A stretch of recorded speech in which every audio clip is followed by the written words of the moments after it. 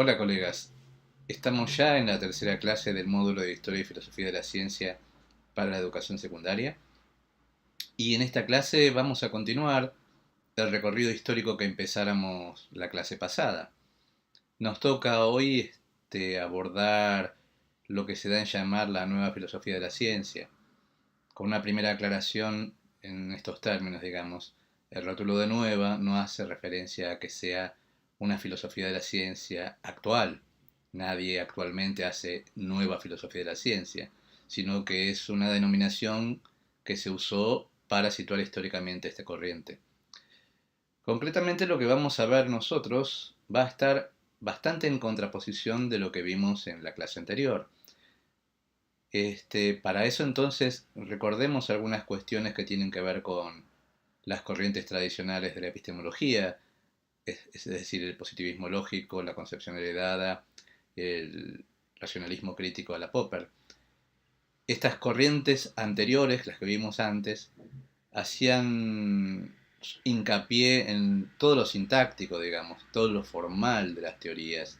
Es decir, no importa tanto qué contenido tiene la teoría en el sentido de decir cosas sobre el mundo, sino más bien el entramado de los enunciados que al interior de las teorías se sostienen y cómo están esos enunciados eh, enlazados entre sí, digamos, ¿no?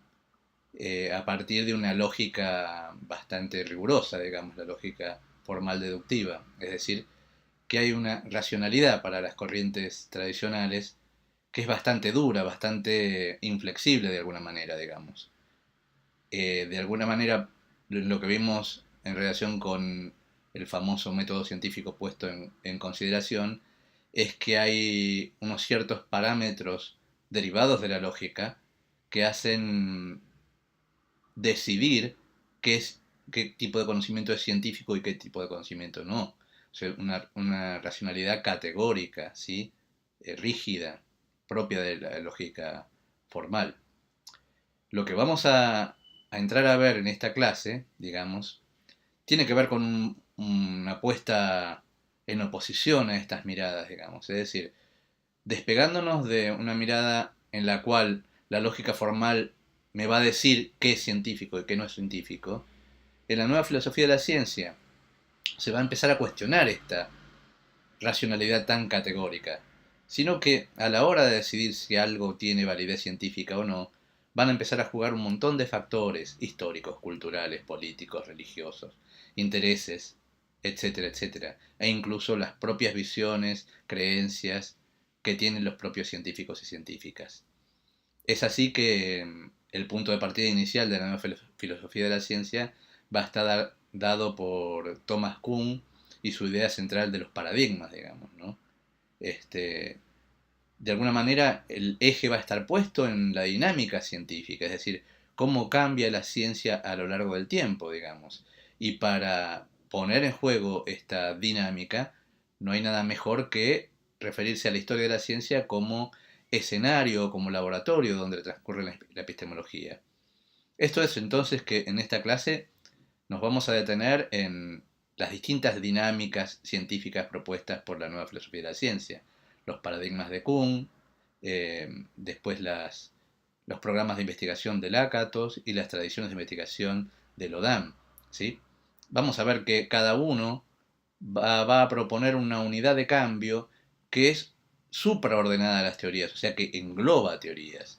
La que nosotros conocemos más por denominación, porque se ha transformado en una palabra bastante corriente en el lenguaje cotidiano, es la noción de paradigma, digamos. Es decir, que todos los científicos y científicas que comparten un paradigma están compartiendo también una forma de ver el mundo, una cosmovisión y una forma de hacer ciencia también.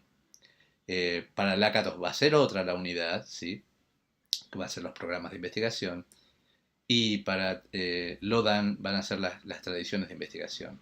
Pero lo que nos interesa fundamentalmente en esta clase y en relación con lo que tiene que ver con la enseñanza de las ciencias es que acá vienen a aparecer fuertemente cuestiones contextuales, es decir, cuestiones que hacen a lo histórico, a lo político, a lo religioso, a las propias creencias de los científicos y científicas, que muchas veces en nuestras clases de ciencia están ausentes.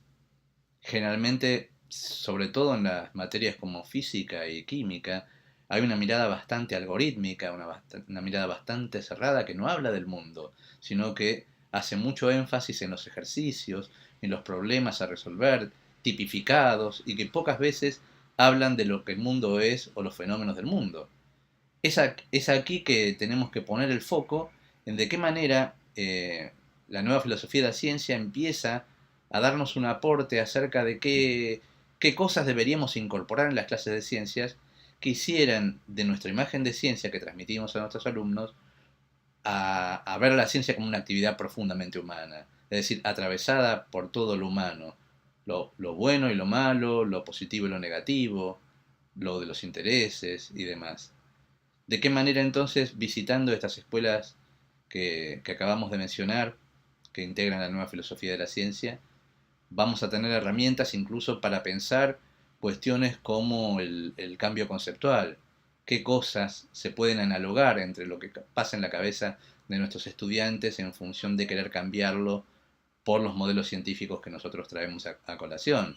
Entonces vamos a ver que va a haber una suerte de correlato con las ideas que Kuhn propone acerca de los paradigmas, lo mismo con el núcleo duro que propone Lakatos, que es bastante inamovible y en realidad que lo que cambia son hipótesis ad hoc, hipótesis externas, pero las ideas en realidad es muy difícil que cambien y eso lo llevamos también al plano de las ideas previas de los estudiantes, que en realidad son bastante resistentes al cambio. O, pensándolo desde el punto de vista de Lodan, las tradiciones de investigación que también involucran en distintas fases lo metodológico, lo valórico, ¿sí? Además de lo estrictamente racional, ¿sí? Entonces un poco lo que vamos a visitar en esta clase es esta mirada bastante más contextual.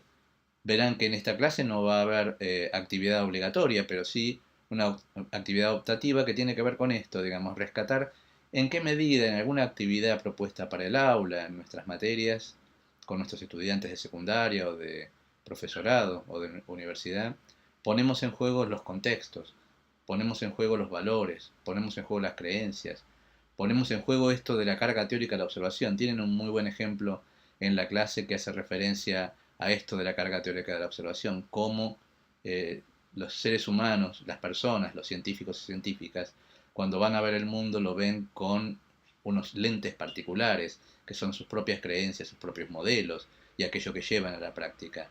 El ejemplo que está puesto en la clase es el de Santiago Ramón y Cajal y Camilo Golgi, que de hecho veían preparados de tejido nervioso y con los mismos preparados veían cosas diferentes, porque la carga teórica de la observación que llevaban al campo era diferente. Es un muy buen ejemplo para empezar a pensar cómo estas cosas juegan a la hora de entender otra racionalidad, una racionalidad que ya no es tan así rígida como lo marca la lógica formal, no es una racionalidad categórica, sino es una racionalidad abierta a un montón de otras cuestiones que también interesan, ¿no? Y que también deben tener juego en el aula de ciencias.